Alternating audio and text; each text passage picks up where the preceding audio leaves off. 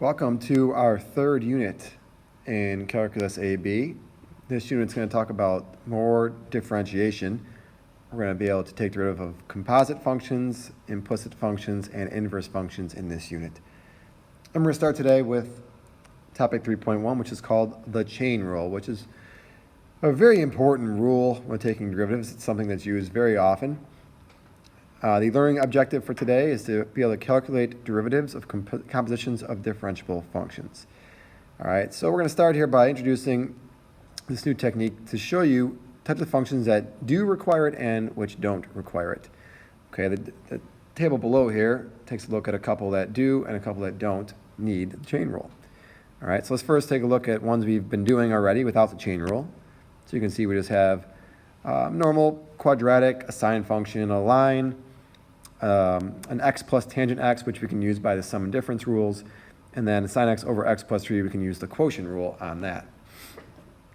Here are some examples of ones that cannot be done without the chain rule, and you can start to see why.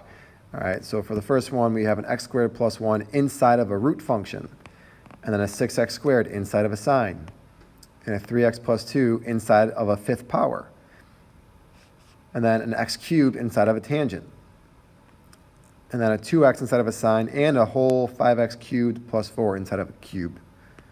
So those are functions that we will need the chain rule on. So let's take a look at what the chain rule actually is. If y equals f of u is a differentiable function of u, and u equals g of x is a differentiable function of x, then y equals f of g of x is differentiable, and here's your derivative. So dy dx would equal dy du times du dx. I usually don't think of it that way. I usually think of it more of this way.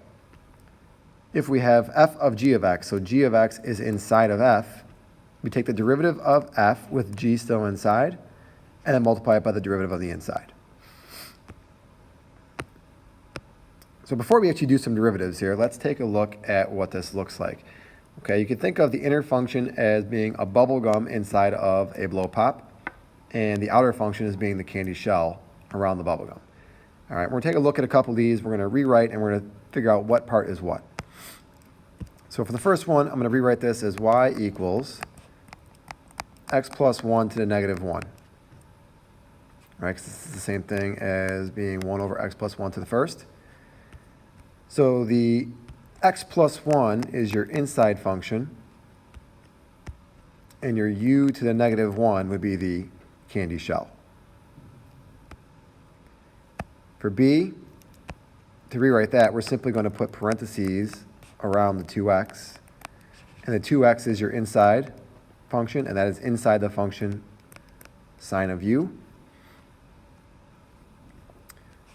For the third one, again, we're going to rewrite this using parentheses and changing the root to an exponent of 1/2. So the inside function is 3x squared minus x plus 1, and the outside function would be u to the 1/2. And the last one, this looks a little differently here. Tangent squared is the same thing as writing this, tangent of x squared. So the inside function is tangent, and the outside function is u squared. So how do we take the derivative of that after rewriting? Let's take a look at our first example. This one's already rewritten. It says x squared plus 1 to the third power. So for this one, you want to think x squared plus 1 is inside the third power. So to take the derivative of this, you always want to start from the outside and work in. This is the outside function. So we're going to take the derivative of that first, which is 3u squared. Now we're not going to write u. We're going to write what u is, which is x squared plus 1. So that's the derivative of the outside function. And then we're going to multiply that by the derivative of the inside function. The derivative of the inside function being 2x. And that's it. That is your derivative using the chain rule. Could you simplify this to 6x times x squared plus 1 squared? Yes. Is it necessary for a written problem? No. You could leave it just how we left it here. So that kind of shows us a general shortcut for the power rule. If we have a function of x raised to an nth power, here's our power rule. Bring it down in front and lower it by 1, and then multiply by the derivative of the inside. Let's take a look at a couple problems here. So we have 3x minus 2x squared raised to the third power. If I want to take the derivative of that, first I'm going to do the derivative of the outside function, which is 3 times our function to the second power, and multiply it by the derivative of the inside function, which is 3 minus 4x. And again, that is it. That's all you need to do. If you want to simplify it, you can. If it's a multiple choice question, you probably would have to. But for written questions, that is good enough. For b, let's start by rewriting this as x squared minus 1 to the 2/3 power. All right, so using our power rule, 2/3 times x squared minus 1 to the negative 1/3, and then don't forget to multiply by the derivative of the inside, which is 2x. Now this one we would need to simplify to get rid of that negative exponent there. So in the numerator we have 2 and 2x, and that's just 4x. And in the denominator we have 3 times x squared minus 1 to the 1/3. Or you could have written that as the cube root of x squared minus 1. C, again, we should rewrite this first as negative 7 times 2x minus 3 to the negative 2. So taking our derivative, using the power rule, bring the negative 2 down, this becomes 14. Negative 7 times negative 2 is 14. Times 2x minus 3 to the negative 3, and then the derivative of the inside function is 2. So then we have 28 over 2x minus 3 cubed.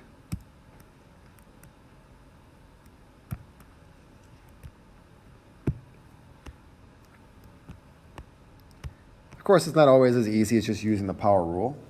There are a lot of other rules that we will need to be applying that we've already learned, but now adding in the chain rule. So with trig functions, your 6 derivatives that we've already learned stay the same. The only difference is now we multiply by the derivative of the argument at the end. So for example 4, take the derivative of y equals sine 2x. You would start by taking the derivative of sine, which is cosine, and keeping the argument the same, and multiplying by the derivative of the argument, which is 2. So our answer would be 2 cosine 2x. For b, start by taking the derivative of cosine, which is negative sine. I'm saving some space there for a reason. And then multiply by the derivative of the inside function. The derivative of 3x minus 1 is just 3. So our derivative here would be negative 3 sine 3x minus 1. And part C, our derivative of secant is secant tangent. So we're going to write the argument for x inside both secant and tangent. If it helps to clean this up a little bit, you could put parentheses around the argument, times the derivative of the argument, which is 4. So that's it.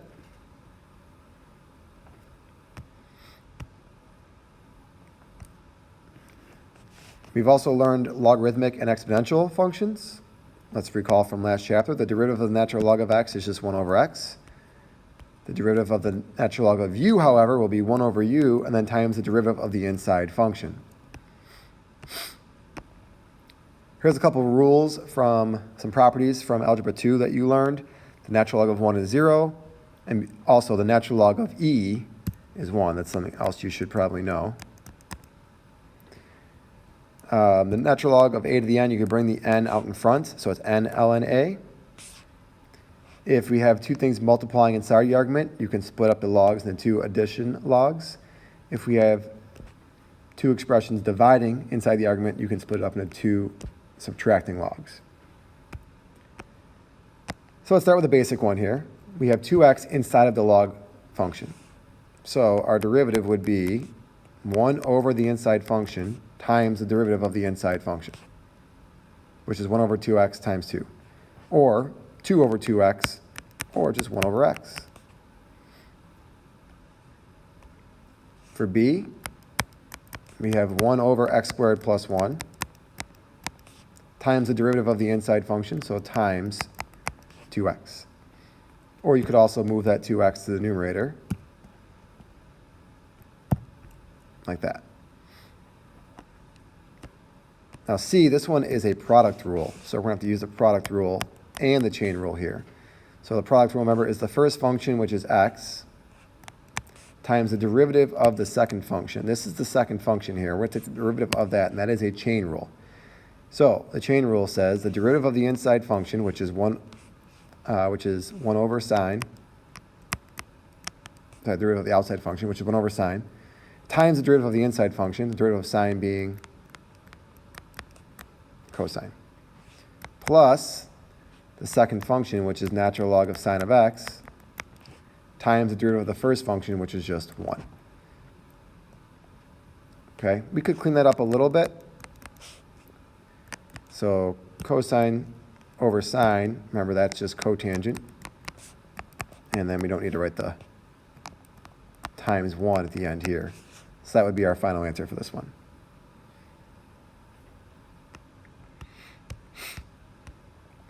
All right, part D, we have a natural log function inside of the cubic function. So again, you always want to start with your outside functions. So that would be 3 ln x squared. And then the derivative of the inside function, so times 1 over x. And that's really it. If you wanted to write that as 3 ln x squared over x, that's fine. Now this looks like a very complicated derivative, and if we want to take the derivative of this function as is, it would be extremely difficult to do. But that's where those algebra 2 properties come into place. We can rewrite this as natural log of x plus 2 natural log of x squared plus 1 minus 1/2 natural log of 2x cubed minus 1. And that's just using those properties up above from algebra 2. And now this becomes a much more simple derivative to take. We can do each step one at a time. The derivative of ln x is 1 over x. The next part, we have 2 times 1 over x squared plus 1 times the derivative of x squared plus 1, which is 2x, minus 1/2 times 1 over 2x cubed minus 1 times the derivative of the inside, which is 6x squared. And that is it. Can we simplify this a little bit? Sure thing. 1 over x plus 4x over x squared plus 1. For here we have 6 over 2, which is 3. So minus 3x squared over 2x cubed minus 1. Could we go a little bit further and get a common denominator? Sure, but that's a whole lot of extra work that we don't need to do, especially if this is a written problem. In fact, if it's a written problem, this would be good enough.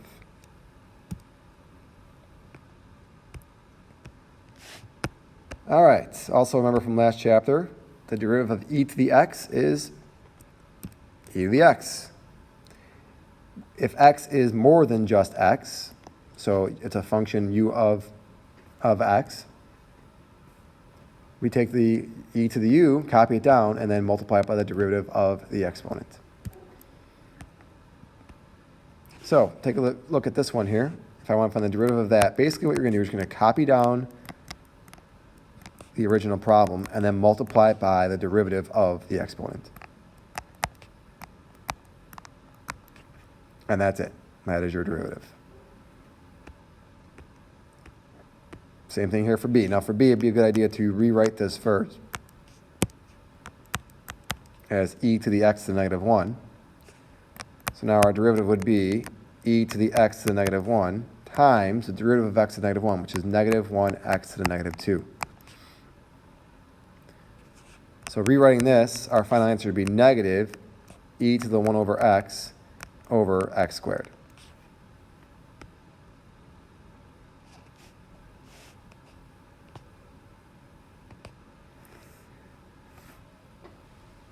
All right, now we have derivatives for exponential functions that are not base e. Okay, so if we had e to the x, we just did that. Now we're doing a to the x, where a is not e. And we did ln x, but now we're doing log base a, where a is not e.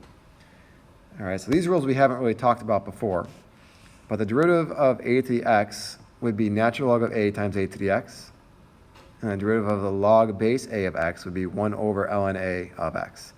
The chain rule part of those, again, all we're going to do is multiply by the derivative of the inside function, so the derivative of u, the derivative of u.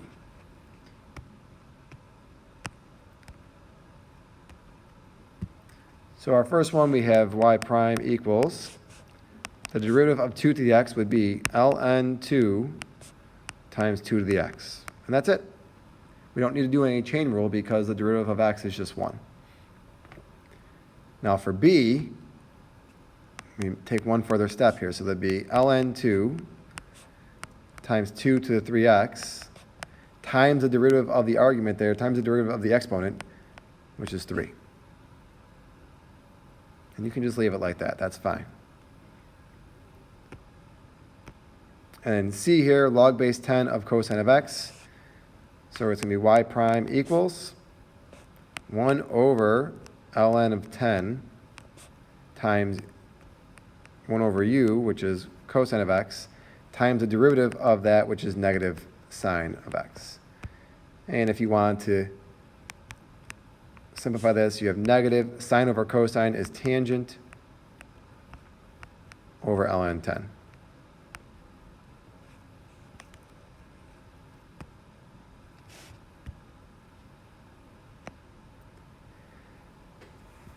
Sometimes you might even go a little bit further. You're going to have multiple chains, or maybe a better way of saying that would be multiple links in the chain.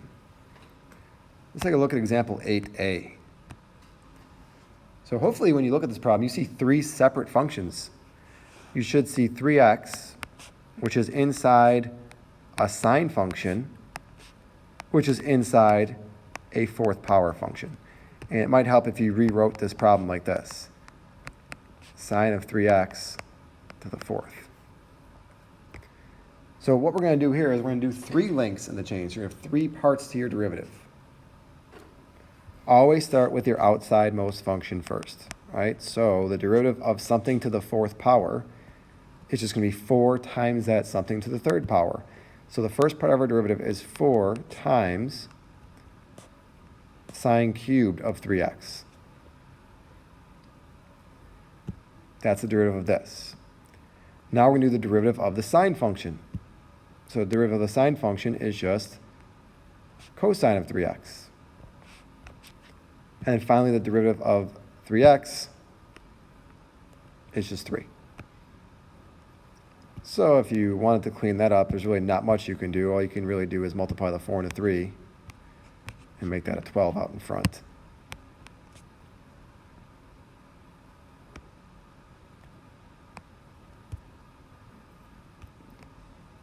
Question B, good idea here to rewrite this first as secant x over 2 to the 1/2 power. So again, we should see 3 things here. X over 2 is inside of sine, which is inside a 1/2 power. So start with your derivative of the 1/2 power. So it'd be 1/2, copy down everything on the inside, to the negative 1/2 power. Now do the derivative of sine. Cosine, sorry, I'm saying sine here. Secant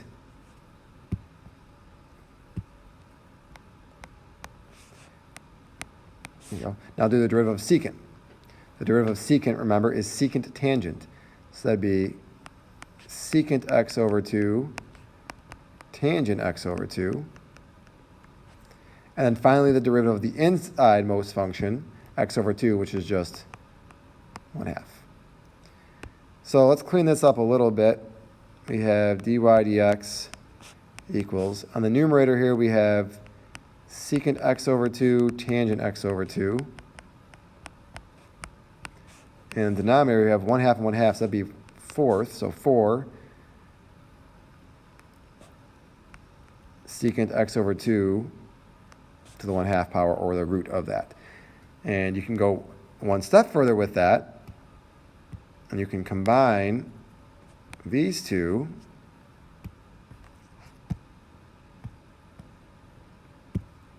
So the most simplified answer we can write here would look like that. Just make sure that root is not over the tangent function like I had it there.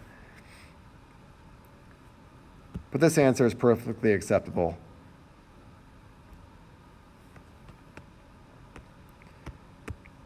All right, last one here. On this slide, we have y equals natural log of 4x squared, all raised to the fourth power. So we think here we have 4x squared inside of a natural log inside of a fourth power. Always start with your outermost function first. So y prime equals 4 ln 4x squared to the third.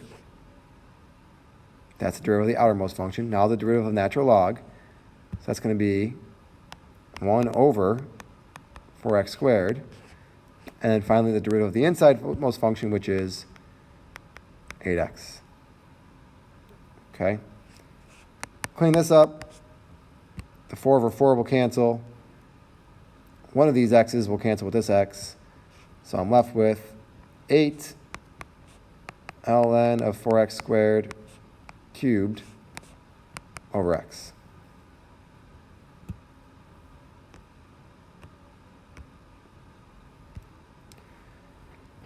Last ones we're going to look at today involve a table. The values of two differentiable functions f and g along with their derivatives are given in the table below for several values of x. Let's take a look at part A. We want to find h prime of 2. But before we can find h prime of 2, we got to find h prime of x.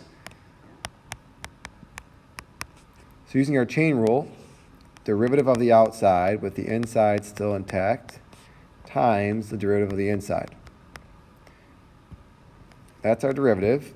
Now, if we want to take a derivative at a point, that's easy enough. Now we're just going to take our x and replace it with the point we're looking at here, which is 2. So g of 2 is 3, and g prime of 2 is 3 halves.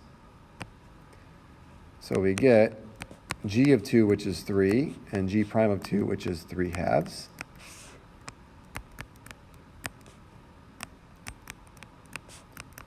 And we still need to find f prime of 3 now. So f prime of 3 is negative 1. So I get negative 1 times 3 halves. And our final answer here would be negative 3 halves.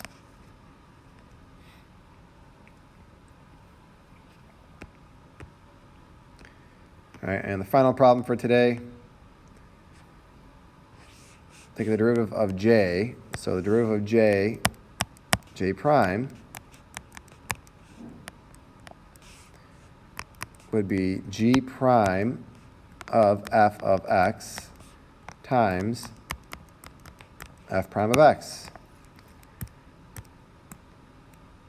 And if we want to find the derivative at a point now, we can just take our x and replace it with 1. All right, so f of 1 and f prime of 1. F of 1 is 5, f prime of 1 is negative 1. So j prime of 1 would be g prime of 5 times negative 1. And then g prime of 5 would be negative 1 half.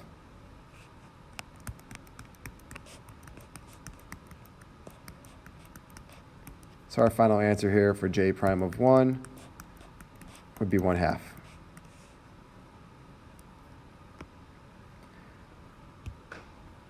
All right, that'll do it for our look into the chain rule. Again, this is a very important topic for taking derivatives and something that'll lead us right into our next topic, which is called implicit differentiation. Thanks again for coming by today, and we'll see you next time.